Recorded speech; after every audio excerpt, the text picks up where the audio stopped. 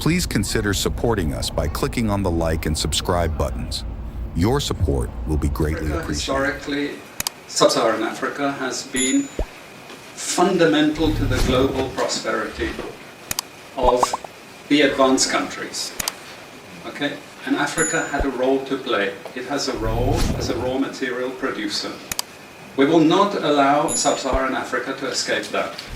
Okay, we do everything to keep Sub-Saharan Africa where it is, also impoverished. It's absolutely vital for the prosperity of everyone else. So let's get clear about that. Okay, and this means all the economic structures, all the global institutions, and the economics we teach everyone is all designed to keep Africa exactly where it is. And whether it is Europe or US or now China, it's always the same. We need Africa to be impoverished because we need those raw materials and we need them dirt cheap. Okay, so that's the message. It doesn't mean to say that there's nothing Africans can do. Of course there is. Okay, but this is the opposition that they're fighting. This is what it's about. Because if Africa does do something different, I assure you living standards of all those in Europe and North America and Asia is going to fall. Okay? And that is a big price to pay. I assure you that the West is not going to allow that without a big fight. Okay, so this is what it's fundamentally about. What I want to show you is how these structures are operating. It's just 20 minutes, so we can't do very much, but just to give you a little bit of an idea. And why I keep the ideology part there is because we are part of the producers of ideology. At universities and academic institutions, we are complicit in this whole enterprise. Okay, so the job of many Western academics is to convince Africans they have to keep doing what they're doing.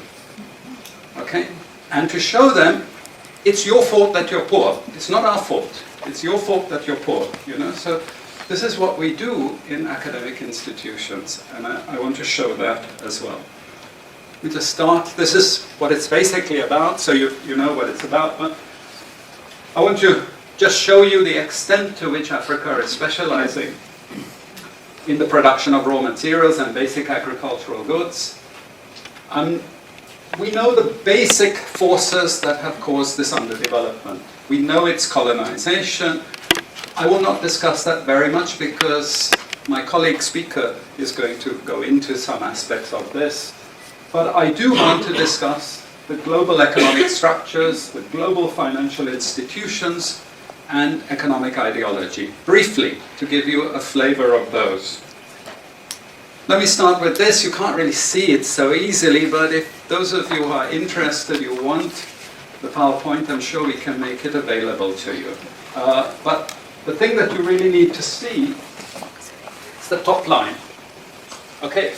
And the extent of dependency is captured by this statistic at the top. Okay? And you compare it with all other income groups, and what you see is essentially in that one statistic how dependent Sub-Saharan Africa is on raw material production. Okay? This is the very heart of what makes Sub-Saharan Africa beat. Okay? Here, just to have a look at one very important additional statistic, with all this export coming from Sub-Saharan Africa, how much does Sub-Saharan Africa account for in terms of global trade value? We know there are vast resources coming from there, but look at the bottom line in terms of global trade value. Look at that. 0.5%, 1975, 0.95%, going down to 0.1. To 0.1. Meaning that with all these vast resources being produced, how much are they getting for it? Nothing. Nothing. This is a very significant piece of data. Then I just want to show you what has happened to Sub-Saharan Africa, because what we know, and from all studies, no country ever develops without manufacturing. Okay, producing raw materials will not take you anywhere. Producing basic agricultural goods will not take you anywhere. And let's have a look at how much manufacturing activity takes place in sub-Saharan Africa. We can look over the last 15 odd years, 15, 20 years. And we see manufacturing has actually declined as a percentage of the total. This is percentages of total production in sub-Saharan Africa. How much of it is accounted for by manufacturing? So this figure here is 17% of the total. Most of the rest, when we talk of industry, it includes manufacturing, but the bulk of it is mining. Okay? Raw material extraction. This is the bulk of it. And here we see actually raw material extraction has stayed the same. What has caused industry to fall is the fall in manufacturing production. This is deliberate because we will never, as Western economists, as Western policymakers, we cannot afford to allow Africa to industrialize and start producing manufactures. Okay, so we will do everything to stop that. And I'm going to show you how we actually block that. It's obvious in certain ways, but it's less obvious in other ways. Now, we have actually seen periods of rapid growth in sub-Saharan Africa, misleading people, saying, oh, you know, we're now doing much better. And this has happened recently. Recently, I've had students come and tell me, we've done much better now. And you can see growth rates rose quite sharply in recent times. Now are starting to go again down. But if you look historically, the same thing happened earlier. Why? Because in these two periods, we had East Asian rapid industrialization processes. So in the earlier period, we had Japan and Korea and Taiwan. Okay, rapid growth, sucking in raw materials from Africa, driving up the prices, and then sub-Saharan African countries grew. Exporting raw materials, they grew. But after those countries finished industrialization, then sub-Saharan African growth rate again fell. Okay, but along comes China. Next wave. Okay, again, sub-Saharan African growth rises, but now China is going down. As many of you now know from the press, China is going down. But sub-Saharan Africa is going down even faster. And we're going to go back to where we were again, with very low prices of raw materials, very low growth rates, and again, the sorts of poverty that we saw once before. Because, bottom line, sub-Saharan Africa is condemned to this role, just the supplier of raw materials, not a manufacturer. Very recent data showing emerging markets that produce raw materials against emerging markets that produce manufactures. And you can see now with the weakness in the global economy, it's the emerging markets, that's the red line, it's those countries that are suffering the most, the emerging markets producing raw materials. They're suffering the most. And here it translates into their currencies being butchered. Okay? The currencies are collapsing of these countries, and many of them are sub-Saharan African countries. Some of them are Latin American countries, okay, who also rode that same wave. They thought that raw material production was going to save them. But now they're facing terrible problems. And I'm sorry to say, it's just going to get worse in the next 2 years. It's not going to get any better. And this is what it does in terms of gross domestic product. It's the blue line you should look at. It's the blue line compared with the red line. And what we know is that blue line is really going to go down sharply in the next 2 years. Okay, so relative to the rest of the world, sub-Saharan Africa is going to suffer. Again, why? Because it's condemned to this raw material production. This is basically why. How is it condemned to that? Well, the first and most important is the economic structures. after colonization ended, we needed new structures to keep these countries where they were. Okay? And the first of those is aid. Okay? We give them aid. Aid for what? Actually, we give them aid to keep repressive regimes in power. That's all. Okay? We're not giving them aid for much more, except a little bit of infrastructure to make sure those raw materials get to the ports and are gotten out of the ground. But for the most part, we give repressive regimes money and power and guns to keep that system going. This is what it's fundamentally about. All the hypocrisy about transparency and democracy and bullshit like that, it's all bullshit. You know? And at least the Chinese don't enter into that bullshit. They say, we don't care about the whole political environment, we just give the money. Okay? And it's for raw material extraction, period. Okay? Number two, and this was a very important one, still is debt. I was telling some of my students today, was it today or yesterday, about Confessions of an Economic Hitman. Do you remember this? Have any of you heard of this one? Confessions of an Economic Hitman. It's a book written by John Perkins, who used to work for a very nebulous, opaque bank. No one had ever heard of this bank, but it was formed in the 1950s by the IMF, the CIA, and the American State Department. And it had only one job: to lend money to developing countries that were raw material producers, in order to indebt them. Once you are in my debt, I control you. Okay? And this bank had 4,000 employees.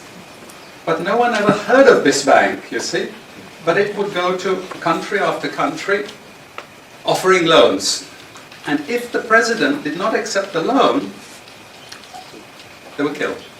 And he gives two examples of presidents who were killed when they did not accept the loan. You see, the lending is also very important to trap the country. It's very important. It's part of that process. I teach in Suriname. And Suriname in recent times had a huge foreign exchange reserve. So big they didn't need to borrow money. And then one of my students, who was very high up in government, he said, you know, the IMF is trying to convince us to borrow money from foreigners. Why? I thought, duh, you know, sorry about this, but, you know, this is the game. And in the end, Suriname did borrow this money because the IMF said, if foreigners lend to you, then everyone will think Suriname is such a strong economy that foreigners are interested in lending to you. You understand? Before Lula came to power, you know, the previous president in Brazil, Cardoso, his predecessor, took a gigantic international loan. No necessity for taking the loan. Why? Because once I catch you with the debt strings, I hold you forever. You are my prisoner. Okay, so debt has been this huge spider's web which has trapped sub-Saharan Africa and keeps them held there. Aid, debt. We have a third structure which is again not known by many people, but it's something that was put in place and continues to this very day, with no one discussing it. No one says anything about it. It is monopoly buying structures. This is for all raw materials and basic agricultural goods produced by developing countries. There are only 4 or 5 Western multinationals that buy all those goods. And they collude between them. So if you take any major product, these Western multinationals, they collude between them. Even if we go down to banana production, we had a PhD done here at the ISS, and the person showed that the 4 or 5 major multinationals, they collude, and in order to make sure their control is total, what they do is they force all the producers to produce the same uniform banana. You know, the crap you buy in the West and has no taste at all. You go to any developing country, you know how a banana tastes, don't you? There's so many of them, lots of varieties, but we only market 1 or 2 types, so we have control, you see. If you don't produce at the price I want you to produce, I go to the next country. You see, we get control. So these buyers, they impose that control, and they keep pushing the prices down and down and down. Okay, this is the game. No one says anything about it. There are no commissions of inquiry to say this is illegal what you're doing. The WTO has nothing to say about this. But sorry to say, you know, if banana prices rose 10 times, especially for people like me who love bananas, okay, I protest. I like my living standards. Okay, it's the same with all the other raw materials, you see. We're all benefiting, we're complicit. We're actually complicit in this because we will protest and shout out if the situation ever changed. Okay, now we come to those international institutions. And I must tell you this from the outset, don't think of them as wicked. IMF, World Bank, WTO. We always think evil creatures, horrible. It's not. It's just economics. It's economic warfare. The rich declare war on the poor. It happens everywhere. It happens in a country. The rich control the government. Of course they do. You really believe you have democracy? Come on. You know, I mean, grow up. This is not about people living in democratic systems. What we have is the rich control. The rich set up these institutions explicitly to control the poor countries. And they don't give them much room for maneuver. Which incidentally, when the IMF starts talking of poverty alleviation, you should also understand that there's another game there also starting to play, which I'm going to come back to later. But what do these institutions do? What does the IMF do? What is structural adjustment about? It's about making sure countries keep producing what we want them to produce. We make sure they have recurrent balance of payments problems. You notice these countries never get out of balance of payments problems. You notice that? Whereas countries that never took IMF support are always out of balance of payments problems. But the countries that are continuously getting advice and support by the IMF, they're always in balance of payments problems. Why? Because that's the way we keep our stranglehold on them. And that's what we have done. We have done, the IMF and the World Bank. And they've also done something very, very important. And that is they have destroyed the self-sufficiency of these countries. Colonization started it. Okay? One of the most important things is we destroy food self-sufficiency. Okay? And the World Bank continued it. They forced most countries to eliminate all food subsidies and food support. Okay? Because once you don't produce your own food, I increase my control over you. How do we know this? Well, very funny thing happened some years ago. Not so funny, actually. It involved starvation of a large number of people in Malawi. Okay? Many of you could remember this because it was really tragic. But the Malawian finance minister, who was under terrible threat at the time, suddenly broke ranks and he said, well, you know why we had this famine? Because one of the conditions of the loan given by the World Bank was we destroyed all our grain surplus stocks. Why? Because remember, we want you dependent.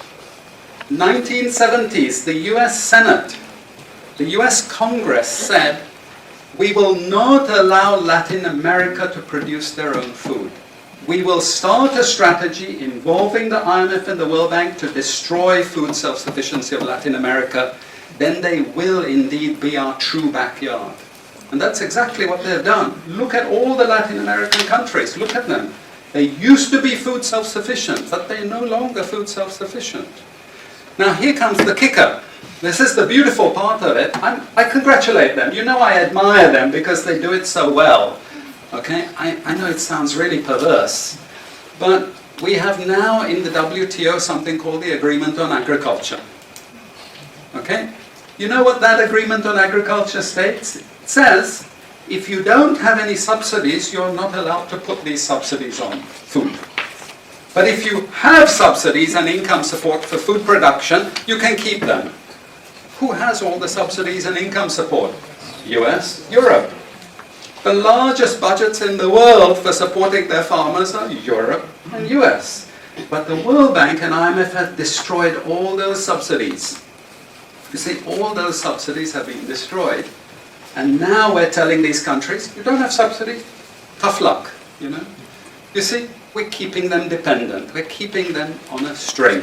I have 5 minutes, so I have to be choosy about what I say next. We have lots of examples in the WTO to really stop Africa industrializing. This is the crucial thing. We cannot allow them to produce manufacturers. It's not difficult. Trust me, it's not difficult. We need nationalist governments. We need them committed to industrialization, and it won't take them a decade to move out from where they are. This is the fundamental point. It's not difficult. But this next round of the WTO is designed to block that. If we had time, I would go through all the different things that they're trying to put into place to block anyone else getting on top of the ladder. You've read this book of Hajun Chang, Kicking Away the Ladder. You see, when we become rich, we make sure the others can't climb up the ladder and join us. Okay? And this is what this next Doha round is about. It's to make sure, especially sub-Saharan African countries, do not escape. Since I have about 3 minutes left, I'm going to go to this economic ideology thing, because this is important for academics. You see, we teach, in many cases, garbage, and it doesn't hurt anyone, a lot of this garbage. You know, it's just blah, blah, blah, blah, blah. And we don't know what we have learned, but anyway, we were there at the university, and you got a certificate, and you go away, and you feel you've learned something. But sometimes we teach very destructive things. And no more important than when we're teaching people from developing countries. Okay? And one of those very damaging and destructive things is the doctrine of comparative advantage. It's a lie from beginning to end. It's utter crap. It has been decimated many times, but we keep it in every curriculum. Why? Because it tells sub-Saharan African countries that their destiny is to produce raw materials, you see. And if you produce raw materials, you get rich, just like we are in the West. You see, this is the game we're playing. And just for you to be totally confused, we normally build models with it, mathematical models, so you really have no idea what we're talking about. But it seems all very scientific. Then we have the modern version of this is because it's all a failure, we know it's a failure, we now have a new generation of economists saying, it's only a failure because you're all corrupt in your countries. We call that new institutional economics.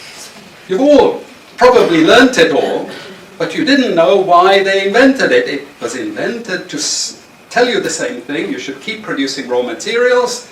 Now, don't be as corrupt as you were before. Nobody ever told you that aid was designed to actually start the corruption process in the first place. Okay, and we need corruption to make sure you're doing all these things. But now we blame the victim. You're poor because it's your fault, basically. And you're poor, stupid, and corrupt, basically. This is the message that we're giving people. We also have many theoretical justifications, but I'm going to say something controversial to end. And she's happy that I'm ending because she has to discipline me. And that is, there are also what I call more enlightened approaches, but which are also potentially destructive for sub-Saharan African development. And this is where I come back to the IMF and the World Bank. You see, now they're all into poverty alleviation. They want you to concentrate on redistributing income, and it's something nice. You're young people, you're socially conscious, you're aware. You don't like all this injustice. So you gravitate towards what we call pro-poor strategies. But actually, I'm sorry to tell you, that is not what Africa needs. Africa needs aggressive industrialization. When China was a communist country and we had equal distribution, who feared China? Who took them seriously? They weren't even the size of the Netherlands. But today, I can't open an internet site, I can't open a magazine, I can't open a newspaper without China, China, China, China. And we know what has built China is not socialism or communism, it's capitalism, guys. It's manufacturing, it's production. This is what creates employment, this is what created jobs. I'm not pro-capitalist, But this is the reality, and unfortunately, we're now going to get caught with the good cop, bad cop. The good cop is now IMF saying, oh, you must concentrate on poverty reduction and income redistribution, as long as we can take you away from industrialization. This is the crucial thing, you know. I leave it at that, and I'm sorry I took so much.